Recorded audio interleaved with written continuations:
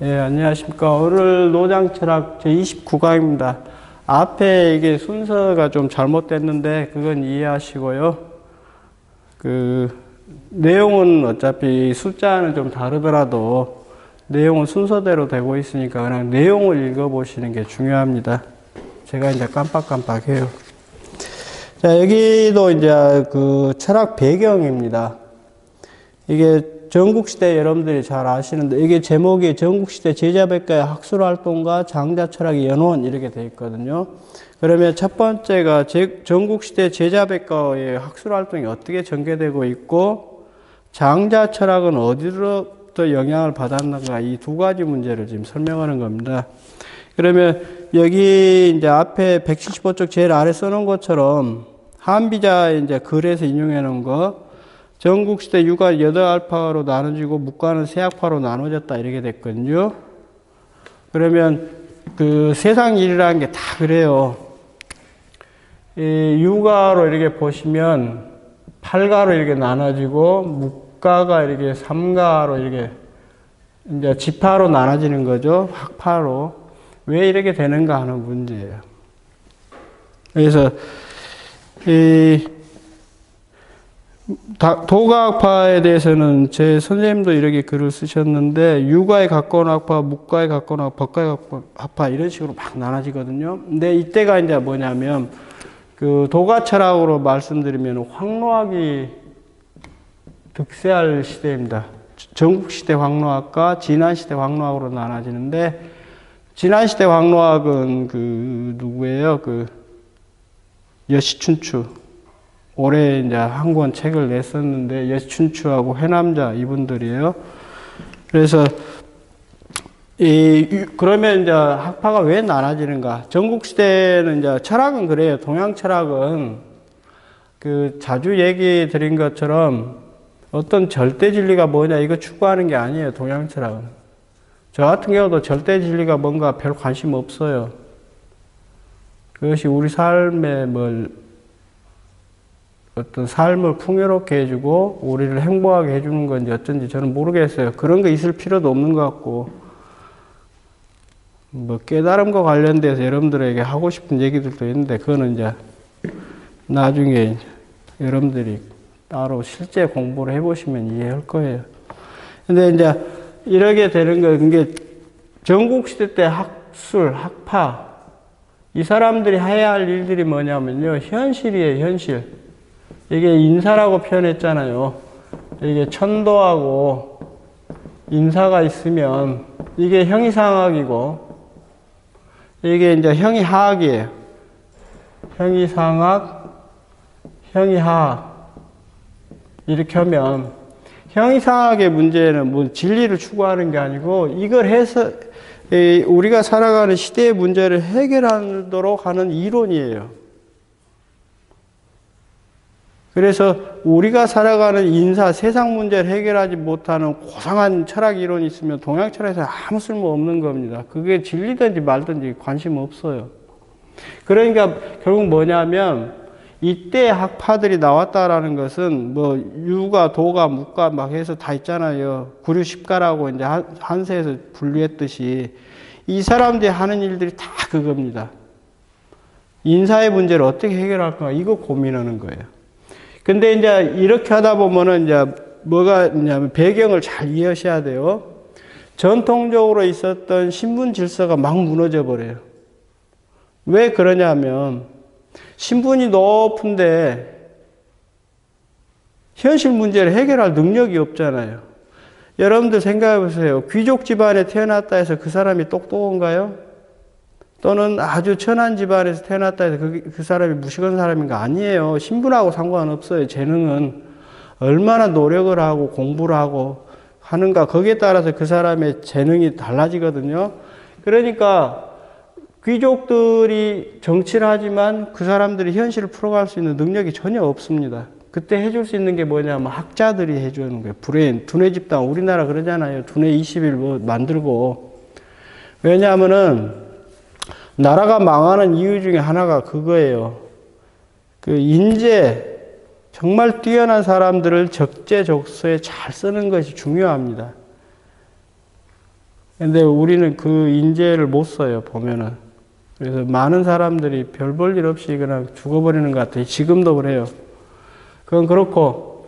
그러니까 이거 풀어가는 과정에서 여러 학파들이 유가는 유가의 관점으로 얘기할 거 아니에요. 묵가는 묵가의 방식으로 설명하고 법가는 법가식으로 현실 문제는 이렇게 풀어야 한다. 법으로 해야 한다. 이런 식으로 다룰 거 아니에요. 그러면 그것을 뭐예요? 제왕의 판단에 따라서 취사 선택을 하겠죠. 그 다음에 하나가 뭐냐면 이게 학문을 하는 자 학인이라고 그러는데 배우는 사람 처음에 예를 들면 공자의 제자들이 이렇게 쭉 있잖아요. 그 52명인가요? 그 얘기 되잖아요. 뭐 300명 뛰어난 제자들이 있었고 그 중에서 뭐 78명 뭐 얘기 나오죠. 사기에도 보시면 나오고 논어에도 보면 제자들에 대한 평가들이 있고 오는데 이 사람들도 결국 뭐예요? 사람입니다. 욕망이 있어요. 그러니까 스승이 죽고 나니까 서로 학설들이 다르잖아요. 나는 이렇게 들었는데 저 사람은 저렇게 들었다 하면 서로 싸웁니다. 근데 여기에서 이제 중국학자의 어떤 글 보면 뭐가 있냐면 우리는 그냥 논에 보면 아름다운 글들 많죠. 공자와 제자 사이에서 그 안현 그 얘기 있잖아요. 공자하고 안현이 이제 공자가 주유천하면서 그 떠돌 때 몇 번 죽임을 당할 뻔 했잖아요. 그때 안현하고 이렇게 헤어졌어요. 근데 보면은 공자가 나중에 안현을 만나서 그렇게 얘기합니다. 나는 네가 죽은 줄 알았다 그랬더니 제자가 그러잖아요. 선생님이 계시는데 제가 어떻게 죽겠습니까? 이런 얘기예요. 그래서 스승과 제자 사이 아름다운 얘기들로 자꾸 그려져 있어요. 근데 그것도 있어요, 분명히. 그러나 그 이면의 얘기도 이해하셔야 돼요.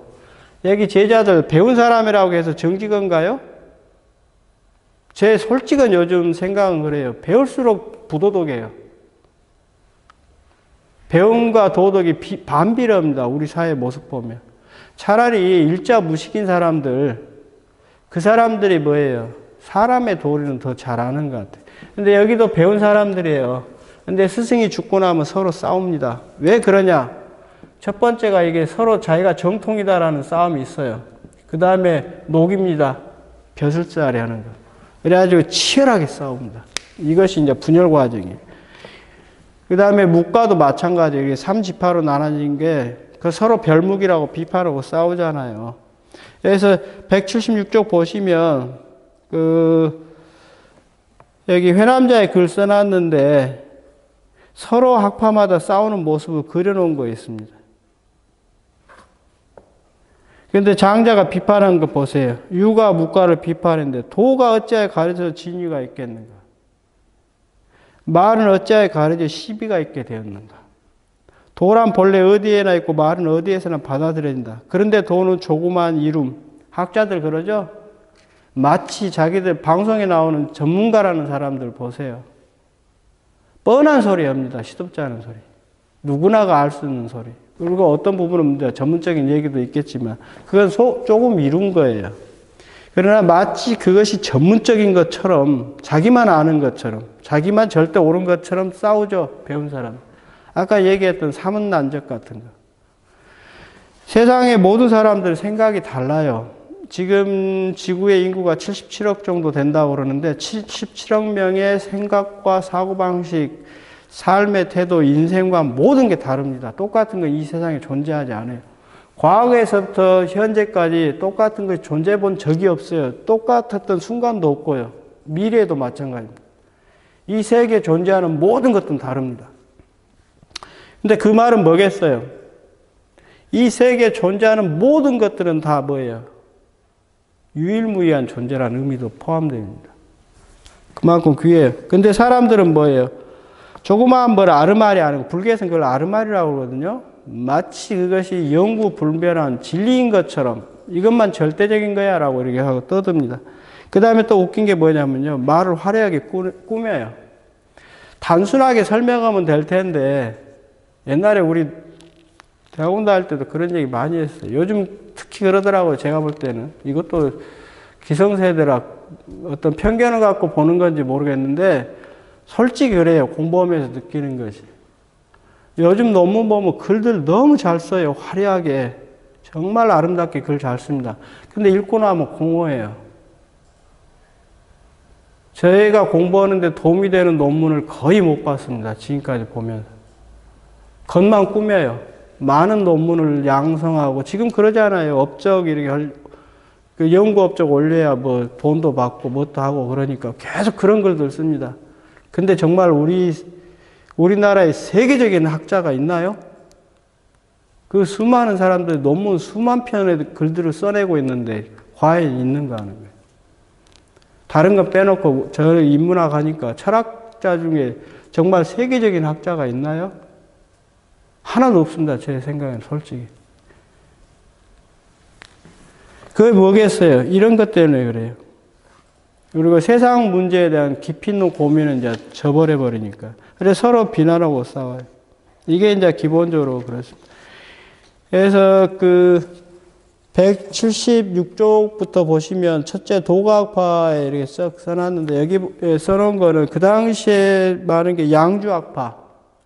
양주학파하고 황로학파 아까 써놓은 거 황로학인데요. 황로지학 그렇게도 하는데 그 북방에 있던 제나라 강태공이 세운 나라에 그 직학사라고 있어요. 그 직학이라고 하는데 직학에서 일부분은 황로하고 이렇게 겹칩니다. 그 다음에 양주학파 같은 경우는 여러분들 잘 알 거예요. 개인주의라고 흔히 말하는데 개인주의가 나쁜가요? 개체주의라고도 쓰는데 끄트주의라고. 개인의 동양은요. 여러분도 잘 아시겠지만 중국으로 치면 청나라 망하고 한국은 뭐예요? 조선이 망할 때까지 개인의 생명을 존중해 본 역사가 없어요. 개인들이 자기가 좀 뭐예요? 개인이라는 거 이 세상에 가장 소중하잖아요. 나가 없는데 국가가 무슨 필요가 있어? 부모고 뭐고 이 세상에 뭐 만물이 존재하든 말든 나가 없는데 무슨 필요가 있습니까?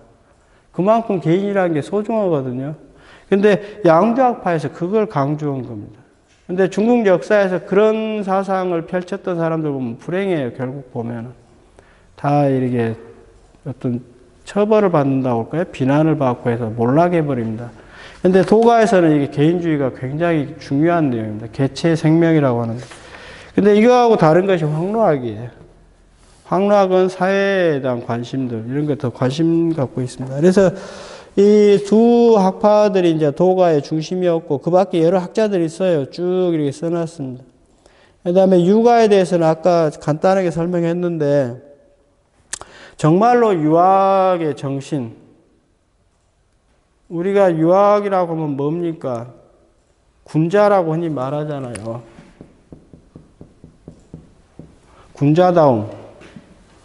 공자가 얘기하는 것이 이제 군자다움을 얘기하는데, 중국의 한나라 이후에 유학이 정치를 지배해 왔었어요. 물론 이제 변동되는 얘기들 많아요. 중간 부분 뭐 종교 같은 것도 있고 그런데 아무튼 유학의 체제가 이렇게 지배해왔고, 조선시대면 뭐 고려 후기부터 해가지고 이제 그 누구의 주의 철학이 들어옵니다. 관방 철학이 이렇게 한국에 들어오는데, 그래서 주의 철학을 진리같이 얘기해요. 정말 제가 지금 현대인의 입장에서 보면 참 멍청한 사람들이에요.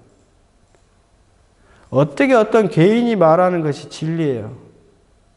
저는 부처가 하는 말도 별로 긍정 안 합니다. 예수가 하는 말도 마찬가지고요. 제가 취사 선택을 해요. 제 삶에 있어서. 근데 어떤 개인 주의가 한 말이 진리다라고 하고 그것과 다르면 사문난적에서 얼마나 많은 선비들을 죽이고 그랬어요. 또 하나, 인과 의를 얘기하는 조선의 유학자들이, 조선은 굉장히 부정부패한 사회입니다. 제가 그래서 지금 시간 나면 지금 쓰려고 하는 책 중에 하나가 누구냐면 왕한석이에요. 중국 학자, 정치가라고 해야겠죠. 송나라 때 왕한석과 왕한석의 신법에 대해서 송대 그 유학자들이 어떻게 반응했는가, 현실적인 문제예요. 송대 유학자들 뭐 여러분들 주도지, 장제, 주의부터 해가지고 이 사람들 철학적인 뭐 이기론 해가서 기질지성, 천연지성 뭐 이렇게 배우잖아요. 기론자다, 주리 뭐 이런 얘기들 하잖아요. 실제 그 사람의 삶이 어떤 모습이었는가 관심이 있어요. 왜냐하면 굉장히 보수적입니다, 유학은. 그리고 실제 하는 행동들 보면 부정부패 굉장히 많이 해요.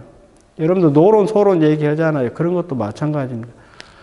자기하고 정치적 입장이 다르다 해서 그 사람을 갖다 이렇게 죽여버리잖아요. 그 사화, 우리나라 4대 사화들 있잖아요. 다 그게 뭐예요? 임금 혼자서 그런 거 못 합니다. 그게 다 유학자들이 하는 짓들이에요. 정치적인 거. 현실 문제하고 개입돼 버리면 자기가 공부한 거하고는 완전 때려치워버리고 자기 이익이 되는 게 빠져버린다고요. 이런 모습들이 여기 써져 있어요. 간단하게 써놨지만. 그래서 그 순자, 맹자 뭐 얘기들 그 비판하는 것들. 그 다음에 묵과학파에 대한 것들 있죠. 묵과의 한계. 여기도 그 당시에 묵과가 유명했던 집단이니까. 여기는 뭐 여러분도 잘 아시죠? 우임금의 도를 이어받았다 그래서 실천하는 문제를 매우 강조하는데 뭐 군사 집단 같이 이렇게 행동했다라고 그래요. 그래서 거자라는 게 있어요. 이 거자라는 게 이제 지도자인데 그 사람의 말을 이제 절대 복종하고 그런 것들이 있습니다. 근데 여기도 분열이 계속 일어나요.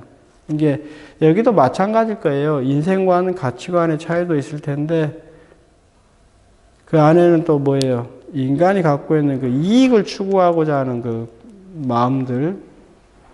이익 추구하는 것 자체는 절대 부정할 수는 없어요. 그걸 나쁘다라고.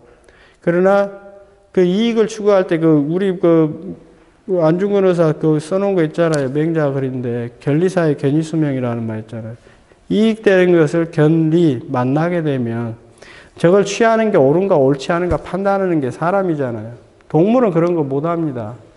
그러나 사람이 사람답다라는 게 뭔가 인이라는 게 다 그거잖아요. 거기에 맞춰서 행동하면 되는 거예요. 근데 현실적으로는 그런 것들이 잘 안 됩니다. 여기에 대한 이제 비판들. 그래서 여기 묵과학파 같은 경우는 지나치게 이제 유학에서 이렇게 나온 학파다 이렇게 얘기하거든요. 묵자가 원래 유학을 공부했다가 거기서 떨어져 나왔다 이렇게 하는데 유학에 대한 비판에서 나온 건 사실이에요. 그래서 우리 여러분들 잘 아시는 거 뭐 비약, 절장, 전용 이런 말들 있잖아요. 뭐 음악에 대한 비판. 근데 지나쳐요. 묵과학파는. 그래서 장자가 묵과를 비판할 때 뭐라고 했냐면 이 아이가 태어나도 기뻐하지 않고 사람이 죽어도 슬퍼하지 않는다 이렇게 얘기했어요. 물론 이 세상이 모든 사람들이 그야말로 도통한 사람들이 사는 세상이라면 애가 태어나든 사람이 죽든 무덤덤하게 삶을 왔다 이렇게 가고 그러면 좋겠죠. 근데 인간이라는 것은 앞 시간에 얘기한 것처럼 정감을 가지고 있는 사람이에요. 감정. 감정이 없다라면 사람이라고 할 수가 없습니다. 그러니까 우리가 아이가 태어나면 기쁘잖아요. 그 예쁜 얼굴들 아이들 보면은. 그리고 사람이 늙어서 죽고 오면 슬픈 것이 인간의 감정입니다. 근데 그런 면들, 이게 어떤 면에서 보면 인간다움이 좀 없는 거예요. 이건 아마 유학에 대한 비판하면서 이렇게 가지 않았나 싶기도 하고 그러는데, 지나친 거는 아무튼 과유불급 공자 얘기 있잖아요. 지나친 건 아무튼 좋지 않습니다. 그래서 여기가 대충 춘추 전국시대 이제 장자니까 그 학파들의 이제 내용이에요. 여기에다 또 사실은 더 써야 할 것들이 뭐냐면 뒤에 이제 나오는 거지만 법과학파입니다. 법과. 이게 삼진법과하고 제나라 법과 이렇게 차이가 있긴 해요. 법과. 근데 여러분들 잘 아시죠? 진나라에서 법과가 상항 이렇게 하면서 진나라가 천하통일로 나가요. 진나라는 원래 후진국입니다. 근데 강력한 법의 통치. 근데 그것이 좀 잔인한 면도 있습니다. 법으로 한다라는 것이. 이게 우리나라 현재 법치하는 데도 마찬가지예요. 법으로만 이렇게 하지 않습니다. 한국 사회에 보면 판사들 판결하는 거 보면 거기에 그 사람의 사정도 이렇게 다 판단하고 해서 때로는 잔인하게 어떤 일들이 벌어졌는데 집행유예 하는 경우도 있잖아요. 그것이 이제 뭐냐면 법대로면 사형시켜야 돼요. 사람을 죽이고 했으면 무기징역이도 이렇게 했잖아요. 근데 그러지 않습니다. 거기에 끊임없이 이렇게 개입되는 것들이 있어요. 정감들이. 물론 그러다 보니까 판결이 지금 잘못되기도 하는 경우도 많이 있고 하는데, 그것이 뭐냐면 법과가 보여지는 잔인한 면들이 있기 때문입니다. 법 이전의 인간에 대한 어떤 도리들. 그래서 대충 여기 182쪽 윗부분까지 해서요, 전국시대 때 이제 학술 모습을 이렇게 대충 이렇게 써놓은 겁니다. 근데 글이라는 게 분량이 있기 때문에 막 자세하게 쓸 수 없어요. 그래서 대략적인 모습만 그려놓은 거니까 여러분들이 그 춘추 전국시대 또는 서주시대, 동주시대에 관련된 중국 철학 그 역사 관련된 글들을 쭉 공부하셔야 돼요. 그건 어쩔 수 없습니다. 그래서 다음 시간에는 182쪽에 있는 그 장자 철학에 해놓은 제2절 부분부터 시작하도록 하겠습니다. 네, 감사합니다.